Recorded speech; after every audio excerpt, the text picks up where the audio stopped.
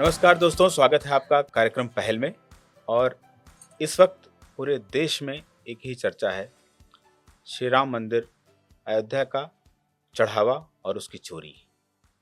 सभी की निगाहें आस्था पर और आस्था और विश्वास से जो प्रभावित होती राजनीति है उसके ऊपर है कि आखिर ऐसा क्यों हुआ, ये कैसी चूक हो गई जहां लाखों श्रद्धालु पुरुषोत्तम भगवान श्री राम की नगरी में ये सोच करके आते हैं कि अगर हम अयोध्या नहीं जाएंगे तो हमारी चारों धाम की यात्रा संपन्न नहीं होगी, संपूर्ण नहीं होगी।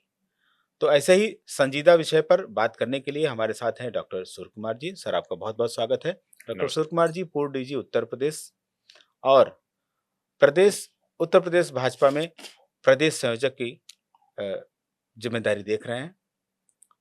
सर, एक जिम्मेदार आईपीएस अफसर और एक एडमिनिस्ट्रेटर के साथ में एक समाजसेवी भी हैं।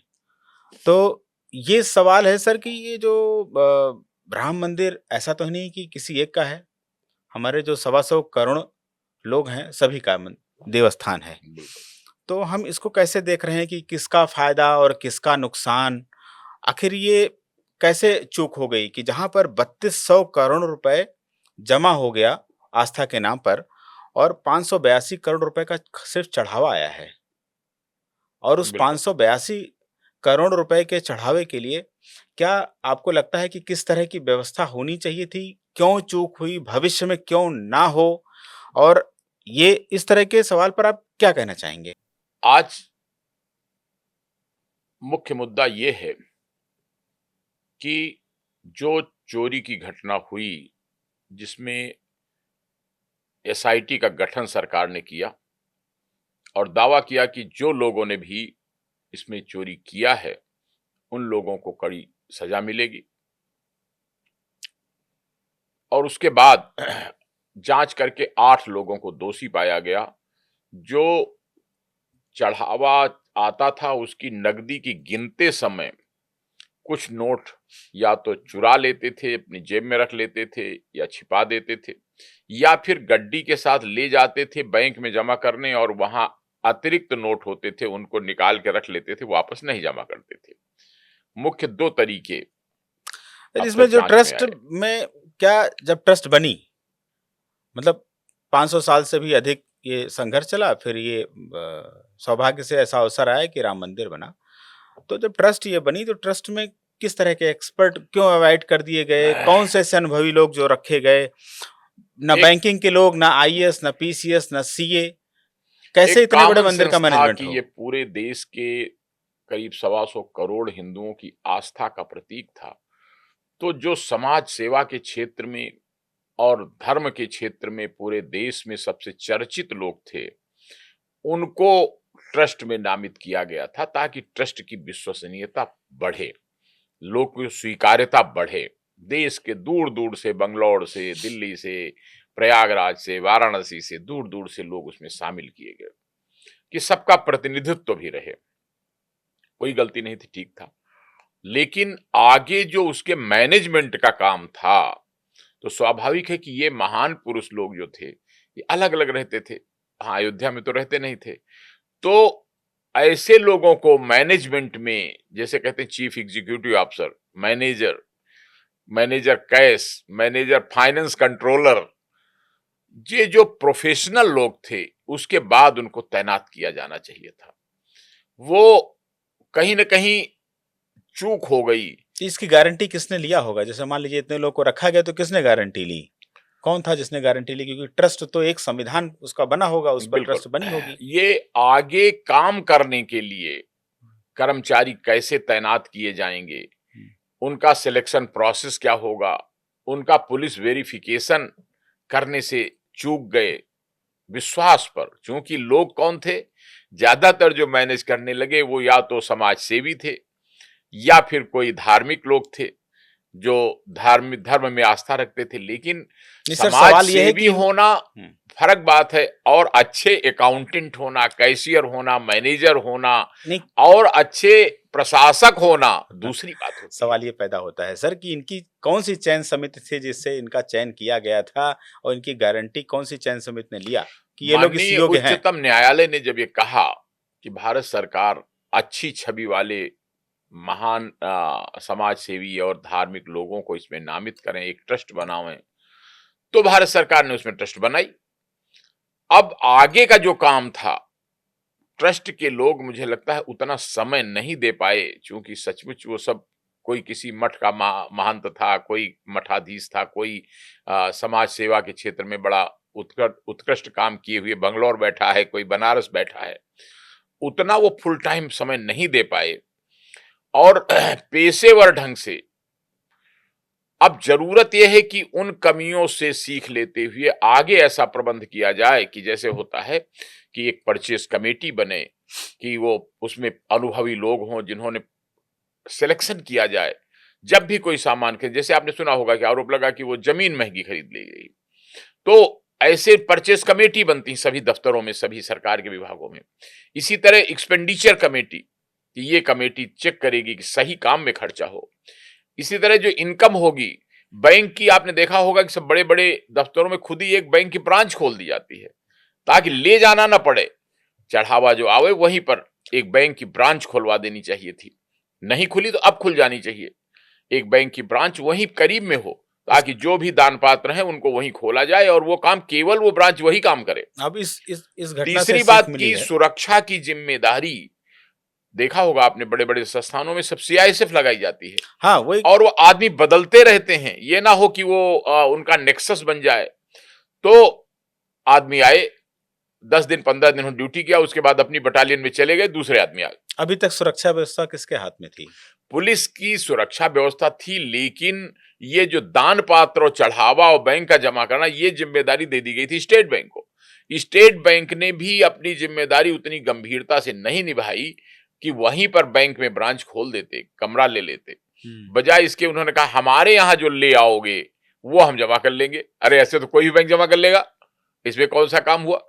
हो सकता है बैंक इसमें किसी भी घटना में शामिल ना होने की वजह से उसने ऐसा किया हो कि भाई जो आप दे रहे हैं वो हम जमा कर लेंगे। नहीं, लेकिन ऐसा एग्रीमेंट अगर होता हो जहां 25-50 लाख रुपए रोज जमा होने की बात आती, कोई भी बैंक खुशी खुशी तैयार हो जाता है कि हम आपके यहाँ लेकिन ब्रांच इस खोल पे देंगे। हमें लगता है और आदमी पर्याप्त कर्मचारी भी नहीं लगाए गए, 2 आदमी 3 आदमी। लेकिन ये जिम्मेदारी तो सर ट्रस्ट की है कि ट्रस्ट अगर ऐसा कहता कि नहीं साहब आप यहाँ से पैसा लीजिए, नहीं तो हम दूसरी बैंक को ले लेंगे, तो बताया तो बैंक का बड़ौदा ले ट्रस्ट लेता, के लोग इंडियन बैंक भी, ले लेता। ट्रस्ट के लोग भी ज्यादातर उसमें साधु संत समाज सेवी ये सब लगाए गए। प्रबंधन की सबसे बड़ी कमी देखी गई उसमें। कहीं न कहीं जो प्रबंध का कार्य था मौके पर, कि सीसीटीवी कंट्रोल रूम जैसे बनता है, आप जानते हैं कि वो अच्छा कंट्रोल रूम होता है तो उसमें प्रोफेशनल लोग होते हैं। वो सीआईएसएफ के लोगों को, जैसे इतनी सारी पुलिस लगी हुई सुरक्षा में, तो उसी तरह सीआईएसएफ के अंडर में आप दे दीजिए, वो 1-1 मिनट की निगरानी करते हैं। 8-8 घंटे ड्यूटी लगती है, बदलते रहते हैं कि कैमरा ठीक चल रहा है कि नहीं, कैमरा खराब हुआ तो तुरंत रिपेयर टीम होती है। तो जहां इतनी आमदनी है वहां कोई दिक्कत नहीं। अब आगे के लिए आपने देखा होगा कि बहुत से मंदिर हैं और कहीं दिक्कत नहीं हुई। ये नया नया मंदिर बना था और कर्मचारी अभी एट रैंडम कोई आया, उसने नमस्ते किया कि हमको सेवा का अवसर दीजिए, हम काम करेंगे। उन्होंने कहा ठीक है, तुम भी गिनती करो। मैं इसके लिए एग्जांपल देना चाहूंगा कि जैसे मदुरई का मीनाक्षी मंदिर है, अमृतसर का स्वर्ण मंदिर है, वैष्णो माता मंदिर है, काशी विश्वनाथ, कृष्ण जन्मस्थली मथुरा, तिरुपति जैसे तमाम ऐसे मंदिर हैं और तमाम गुरुद्वारे हैं ऐसे जहां पर लाखों रुपया चंदा इकट्ठा होता है। स्वर्ण मंदिर में वहां तो दिन भर जो है वो भंडारा चलता है, लेकिन चोरी नहीं हुई। तो आखिर में ऐसा क्यों हुआ, जबकि ये हमारे लिए सबसे ज्यादा इम्पोर्टेंट था? सिस्टम वहां अभी उतने मजबूत नहीं थे। जैसे आपने बताया, मैंने करेंसी प्रिंटिंग प्रेस नासिक में दिन भर छपाई होती है, लेकिन गेट पर हर आदमी की तलाशी होती है। जैसे ही रिकॉर्ड रहता, रजिस्टर रहता, कौन आदमी अंदर गया, क्यों गया, कब वापस आया, कहां गया। बाहर का अनऑथराइज्ड आदमी कोई भी अंदर न जाए। नंबर 2, किसी आदमी को जेब नहीं है उनके कपड़ों में, निर्धारित ड्रेस है, गाउन पहन के अंदर जाएंगे और ये ड्रेस पहन के अपने कपड़े बाहर उतार देंगे। एक कमरे में कपड़ा चेंजिंग रूम है। इस तरह के टेक्निकल नॉर्म्स नहीं थे। इस तरह के टेक्निकल नॉर्म्स यहाँ नहीं अपनाए गए, क्योंकि जो सुपरवाइजर थे उनको खुद ही इस तरह की सिक्योरिटी का ज्ञान नहीं था, ज्ञान नहीं था। वो अनुभव नहीं था। वो बड़े धार्मिक लोग थे, बड़े समाज सेवी थे, लेकिन ये सब टेक्निकल काम है। उसके बाद इसी तरह जैसे और जगह होता है कि सीसीटीवी कैमरा लगातार चलता रहे, उसमें कोई अवरोध न पैदा हो, फिर कोई नीचे बिछाने की छिपाने की कोई जगह ना हो उनके कपड़ों में, इसकी व्यवस्था, ये सुरक्षा संबंधी है। अब वहां पुलिस लगी है, उसकी ड्यूटी थी कि भाई कोई आतंकी हमला ना हो, कोई दर्शनार्थियों में विस्फोट न कर दे, कोई ये सब काम तो पुलिस देख रही थी। लेकिन ये चढ़ावा का जो प्रबंधन था वो पुलिस के और उनकी सिक्योरिटी को जिम्मेदारी में अलग उनको से दिया नहीं गया। हाँ, वो दिया गया कि भाई बैंक वाले कर लेंगे। अलग से कोई और सुरक्षा बैंक अधिकारी वालों, होता तो ये समस्या ना आती। हाँ, अगर कोई ये जैसे आप छोटा सा भी दफ्तर होता है, कैशियर अलग रखा जाता है, अकाउंटेंट अलग रखा जाता है, कैश वो रखे लिखे दूसरा, और हिसाब कंट्रोलर तीसरा, सुपर अकाउंट ऑफिसर रखा जाता है। तो ऐसा फिर उसके बाद जो तीनों के दस्तखत होते हैं, तब फिर जो अधिकारी इंचार्ज है दफ्तर का वो दस्तखत करता है। फिर कैश बुक रखी जाती है, तो कैश बुक में डेली का आमदनी, डेली का खर्चा, तो ये सब सिस्टम बड़ी बारीकी से जो बनाए जाने चाहिए थे। जो चढ़ावा आया, अगर लोग सोने चांदी गहने आ गए, तो उसके लिए वहीं पर लाकर लाकर रूम कि उसमें वो चीजें रखी जाए। फिर वैल्यूअर बैंक रखते हैं, आपने सुना होगा, वैल्यूअर आते हैं उसी दिन उसकी वैल्यूएशन करके और लिखते हैं उतनी कीमत की चीज, तब लाकर रखी जाती है, या उसको फिर गलाकर उतनी कीमत का सामान बेचकर कैश जमा किया जाता है। और उसके लिए कमेटी होती है, ताकि किसी एक आदमी की नीयत गड़बड़ हो जाए तो वो कंट्रोल किया जा सके। सवाल फिर यही तो पैदा होता ये है। बहुत सारे सिस्टम्स होते हैं जो सरकारी ऑफिस में आपने देखा होगा कि एक नॉर्मल डिपार्टमेंट होता है, तो उसमें भी हर चीज की कमेटी, हर चीज का अकाउंटेंट, कैशियर अलग अलग, और वो भी बदलने पड़ते हैं। अगर ना बदले जाएं, आपने देखा ट्रांसफर होते हैं। यहां अभी वो परंपराएं बन नहीं पाई थी, नया नया मंदिर था। अब हमको चाहिए कि इसी घटना से सीखकर बाकी जगहों पर भी कहीं ऐसी घटना ना हो, उसके लिए एक एक चीज परिवर्तनशील, सीआईएसएफ को आप जिम्मेदारी दीजिए कि वो निगरानी रखें, और बैंक को दीजिए कि वो एक एक पैसा जो आ गया वो आपकी कस्टडी में वो जमा होगा और उसका रिकॉर्ड होगा, और कहां खर्च किया जाएगा। तीर्थ यात्रियों की सुविधाओं के लिए धर्मशाला बनने हैं, कि सबको भोजन प्रसाद बंटना है, कि सबके आवागमन की व्यवस्था होनी है। ये हमें लगता है उद्देश्यों में रहा होगा बायलॉज के, ट्रस्ट के, लेकिन वो नहीं कर पाए। और ज्यादा पैसा जब इकट्ठा हो जाएगा तो भी गड़बड़ हो जाता है। हाँ? इसलिए जैसे जैसे आमदनी हो, बजट बने, उसका प्लान हो कि हाँ इतना खर्च किया जाएगा। लेकिन जैसे अब ये कि आपने कहा कि सेल परचेज कमेटी इस तरह की बनी होनी चाहिए थी, हमें लगता है बायलॉज में होंगी, लेकिन उनका पालन नहीं हुआ। तो पालन पे आपके हिसाब से यही है कि वो अगर ट्रेंड होते तो ऐसा करते, चूंकि अनट्रेंड थे इसलिए वो इस तरह हो गया, प्रशिक्षण नहीं था। जैसे आपने देखा होगा कि हर जगह सेंट्रल गवर्नमेंट में भी, प्रदेश सरकार में भी ऑडिट कमेटी बनती है, ऑडिट की रिपोर्ट बनती है, वो ऑडिट की रिपोर्ट पेश होती रहती है। और यहाँ तो ऐसा काम था कि और जगह चूंकि एक ही ऑडिट मतलब महीनों साल में ऑडिट होता है दफ्तरों का, यहाँ पर तो जरूरत थी कि हर 15 दिन में, हर महीने में परमानेंट आप ऑडिटर रखिए, और वो ऑडिटर भी चेंजेबल हो, चार्टर्ड अकाउंटेंट हो वो भी चेंजेबल हो, कहीं ऐसा ना हो कि उनको कोई मिला ले। और एक और कमी जो आगे सुधारी जा सकती है, इंटेलिजेंस सिस्टम, कि जासूस आपके कुछ लगे रहें, जिनका काम हो कि जितने लोग प्रबंधन के काम में लगे हुए हैं उनकी खोज खबर लेते रहो कि वो क्या बातें कर रहे हैं, कहाँ जा रहे हैं, किससे, जैसे आईबी में होता है, रॉ में होता है, कि वो कहाँ मिलते हैं, किससे मिलते हैं, क्या कर रहे हैं, उनके पास ज्यादा संपत्ति तो नहीं आ जा रही। ये जासूस और जब पैसा अलग एक इंटेलिजेंस विभाग होना चाहिए था उसमें, ताकि फुल प्रूफ सिस्टम, इधर चेकिंग भी और उधर जासूसी भी नहीं। जैसे अभी आप सही डाटा डिस्कस हो रहा था कि 3200 करोड़ रुपए अभी तक जमा हुए, यहाँ तो 200-500 करोड़ रुपए कुंभ हुआ तो कितने आला अधिकारी लग गए थे पूरे देश के। तो ये व्यवस्था इतना देर क्यों हो गया, ये बड़ा अहम सवाल है। हालांकि इसका जवाब आपने भी नहीं दिया साफ साफ। बताऊं तो क्या क्यों नहीं हुआ, कि माननीय सुप्रीम कोर्ट ने कहा कि ट्रस्ट का गठन करिए। अब सरकार ने सोचा कि सबसे अच्छे जो लेकिन प्रतिष्ठित ये लोग हों 3200 उनको ट्रस्ट करोड़ में रखा जाए। 3200 करोड़ इकट्ठा हुआ, अभी तक पता तो लगा होगा बैंक के थ्रू, तो अभी तक ऐसे ऑडिटर क्यों नहीं रखे गए? अभी तक व्यवस्था क्यों मतलब नहीं ये जिम्मेदारी फिर चली गई ट्रस्ट को, हाँ। और ट्रस्ट में मैंने बताया कि बहुत लब्ध प्रतिष्ठ लोग थे, बाहर बाहर के थे, और वो उतना बारीकी से, जैसे मीटिंग हुई 6 महीने में, 5 महीने में कभी आए, बैठक मीटिंग हुई, तो उसमें रोजमर्रा के ही मामले इतने हो जाते हैं कि सफाई व्यवस्था कैसी है, दर्शन व्यवस्था कैसी है। और एक बात और आपने कहा जो ट्रांसफरेबल वाली, साउथ के तमाम मंदिर जितने अयप्पा मंदिर हैं अलग अलग शहरों में, सब जगह जो पुजारी तक हैं वो ट्रांसफरेबल हैं और सैलरीड हैं। बिल्कुल।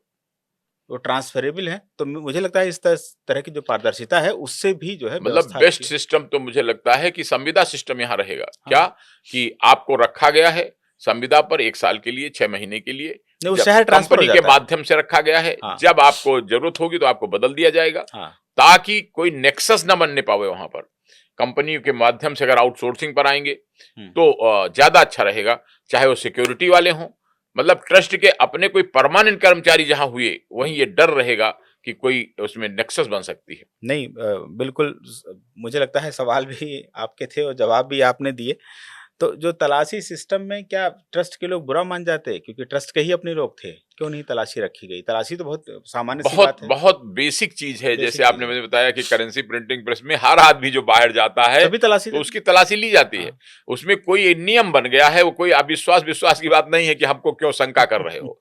तो ये अभी से ये बल्कि खाली इसी मंदिर में नहीं, बल्कि देश के सभी मंदिरों में जहां इस तरह का सिस्टम होता है, दूसरा सीसीटीवी सिर्फ ट्रस्ट के ही लोग क्यों देखें? सुरक्षाकर्मी क्यों ना देखें? और उसको डिलीट करने की पावर किसने दे दी? ये जांच में आया कि उनको डिलीट कर दिया। ये उसकी बल्कि रील बना करके अलग रिकॉर्ड में रखनी चाहिए, वो तो और ऑडिटर्स को नियमित रूप से उसकी ऑडिट करते रहना उसका चाहिए। सीधा संबंध सर ऑडिट से है कि हाँ, जब तक ऑडिट ना हो जाए उसका, वित्तीय ऑडिट, तब बिल्कुल, तक वो जो है विजुअल रखे जाएँ सब, वो बिल्कुल। संरक्षित किए जाएँ। तो जो योग्य कर्मचारी किसी कंपनी के माध्यम से इंटरव्यू करके सिलेक्शन टीम बनाई हुँ, जानी चाहिए थी। हुँ, अब वहां क्या हुआ, सारा लोड चंपत राय जी पर आ गया। हुँ। सारा काम बस एक उनके सहायक लोकल में थे, अनिल मिश्रा जी, उन पर आ गया। अब वो लोग उसको इतना अनुभवी ज्ञानी तो है नहीं कि वो बैंकिंग का भी उनको नॉलेज है, पुलिसिंग का भी नॉलेज है, सिक्योरिटी का भी नॉलेज है, और धार्मिक कामों का भी नॉलेज है। लापरवाही हो गई सर। नहीं, लापरवाही इस अर्थ में कि जो 80 साल के आदमी हैं वो, चंपत राय जी। अब वो स्वाभाविक है कि ऐसे में क्या होता है, जो सहायक होता है, उन पे डिपेंडेंट हो जाते हैं। वो उन पर निर्भर करने लगते हैं कि अरे भाई तुम देख लो। अब वो नहीं खड़े रह सकते वहां पर लगातार, शरीर की क्षमता भी सीमित है। इसीलिए वो रामायण रामचरितमानस उन्होंने कहा जाओ मेरे कमरे में रख दो। हाँ, जो कीमती चीजें ले जाओ थी, कमरे में रख दो। हाँ, मेरे अलमारी में रख दो, मेरे कमरे में। इसका सिस्टम जो हाँ। होता है कि वहीं पर एक लॉकर होता, उस लॉकर में हर कीमती चीज रखी होती, उसका मूल्यांकन होता, कोई बदल न दे, वैल्यूड है, लिखा पढ़ी में है, रजिस्टर है, और उसका ऑडिटर से चेकिंग है, तो क्रॉस चेक। अच्छा, दर्शन के नाम पर अभी तक कितना पैसा जमा हो चुका होगा लगभग? मैंने बताया तो लगभग 582 करोड़ रुपए, नहीं, लगभग उसमें जो एक दिन में। रजिस्ट्रेशन जो कराया ऑनलाइन मोटा रजिस्ट्रेशन। मोटा जो अनुमान है कि हुँ, लगभग एक दिन में कभी 50 लाख, कभी 25 लाख, कभी अधिकतम जब सीजन आया तो जी, जी, 75 जी, जी। लाख, हाँ। जैसे कुंभ मेला के समय, तो उस समय इतना। लगभग 300 करोड़ रुपए उसके ऑनलाइन रजिस्ट्रेशन से जमा हुआ था, हाँ ऐसा पाया जी। गया है। तो अब ये जो सर मुझे देखा जा रहा है कि क्या होना चाहिए इस तरह के जो जिस तरह का प्रबंधन हुआ है, आपके हिसाब से भविष्य में ऐसा ना हो, तमाम मंदिरों में चल रहा है, यहीं क्यों चोरी हो गई? बिल्कुल, तो क्योंकि क्या देखिए, होना चाहिए? कैसा ये सिस्टम नया-नया बन मंदिर जाए? था, वैष्णो देवी मंदिर जाइए, वहाँ हुँ, पूरी व्यवस्थाएँ हैं, और तमाम पैसा खर्च होता है तीर्थ यात्रियों के कल्याण के लिए। हुँ, उनको शेड बनवाए गए हैं, उनके प्रबंधन किया गया है, उनको प्रसाद की व्यवस्था की गई है। हुँ, तो जब ज़्यादा आमदनी है, तो उसी तरह हमें उदारता के पूर्वक, जैसे वहाँ जाइए स्वर्ण मंदिर में अमृतसर, तो लंगर लगातार चल रहा है, लोग भोजन कर रहे हैं। उसी तरह उदारता से हमें खर्च भी करना चाहिए, ताकि, और भविष्य में इससे क्या हुआ, नुकसान हुआ कि सनातन की धर्म में जो मजाक बनाने वाले लोग थे, उनको मजाक बनाने का मौका मिला। जो राम मंदिर के विरोधी थे, उनको मजाक बनाने का मौका मिला।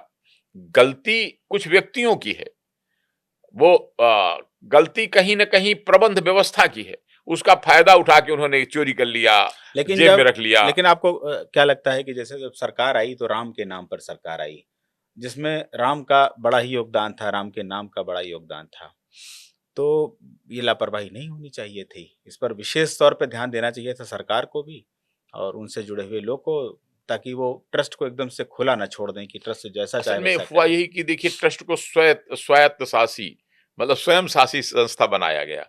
क्यों? ताकि वो लोग पूरा अधिकार रहे, कोई दबाव न रहे, उनके ऊपर कोई वो अच्छी तरह से चलावें। अच्छा, दूसरा एक बहुत महत्वपूर्ण सवाल आया कि जो ये चोरी की जानकारी है, इसमें एक प्रमुख नाम आया टिन्नू यादव जो अब जेल जा चुके हैं। हुँ।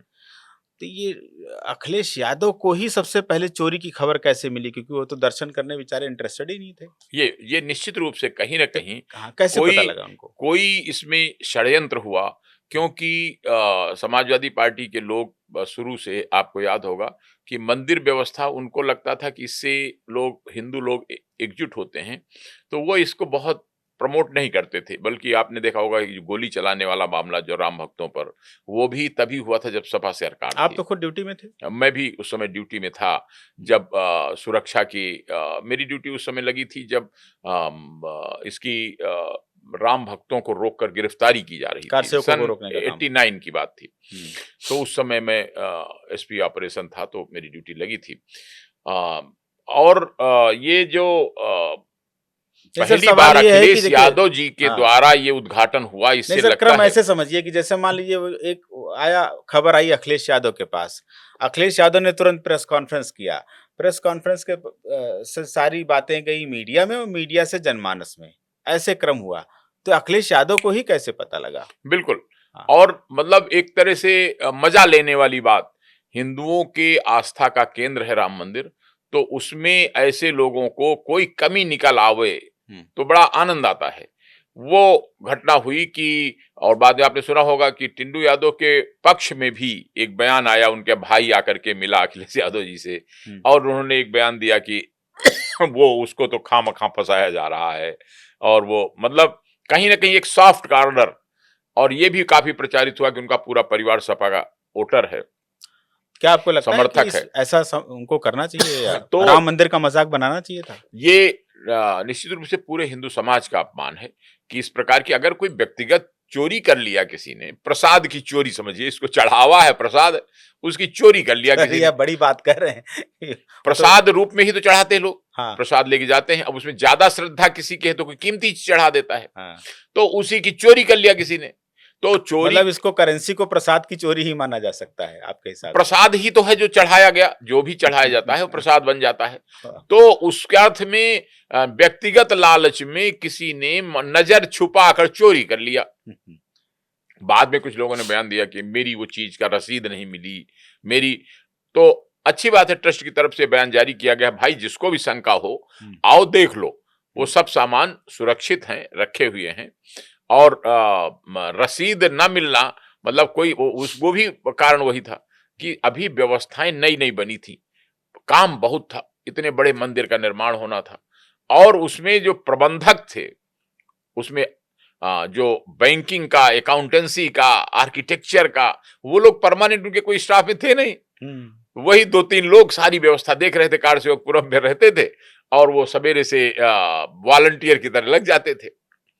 तो इसलिए अब हमारा फोकस इस बात पे होना चाहिए भविष्य में कि क्या भविष्य में इस तरह की पुनरावृत्ति कहीं ना हो, लोगों को सनातन का, राम का या राम मंदिर का मजाक बनाने का अवसर ना मिले और हमारी व्यवस्थाएं मजबूत हों, पारदर्शी हों, ज्यादा से ज्यादा सदुपयोग हो, ये इस पर हमारा जोर रहना चाहिए। तो जैसी मैंने ये बातें 5 बताई, मुख्य बातें क्या ट्रस्ट तुरंत अपनाए जिससे कि ये समस्या सॉल्व हो जाए, ऐसा बताएं क्योंकि। इसमें सीआईएसएफ को जिम्मेदारी दे दें कि वो आदमियों को बदलते रहें सुरक्षा में, कंट्रोल रूम का सिस्टम उनको समर्पित कर दें जो पेशेवर लोग हैं, और इसी तरह बैंक की एक ब्रांच वहीं खुलवा दें और साथ में जो लोग लगे हों केवल कैमरों की मदद से उन पर कंट्रोल रखा जाए और बैंक के अपने लोग वो भी तलाशी लेकर के आवे जाएं। तो मुझे उम्मीद है कि भविष्य में इस प्रकार की पुनरावृत्ति नहीं होगी। बहुत बहुत धन्यवाद सर, बहुत महत्वपूर्ण बातें आपने बताई इस सेंसिटिव मुद्दे पर। आने वाली पीढ़ी जो हमारे संस्कृति, संस्कार और अध्यात्म को सीखती है, उसके लिए बहुत महत्वपूर्ण था विषय। इस तरह की पुनरावृत्ति दोबारा ना हो, इसका सरकार और ट्रस्ट दोनों ध्यान रखेंगे। कम से कम इतना अंकुश ज़रूर हो कि सब कुछ निरंकुश ना हो जाए। तो सर बहुत-बहुत धन्यवाद। Thank you very much. जय हिंद।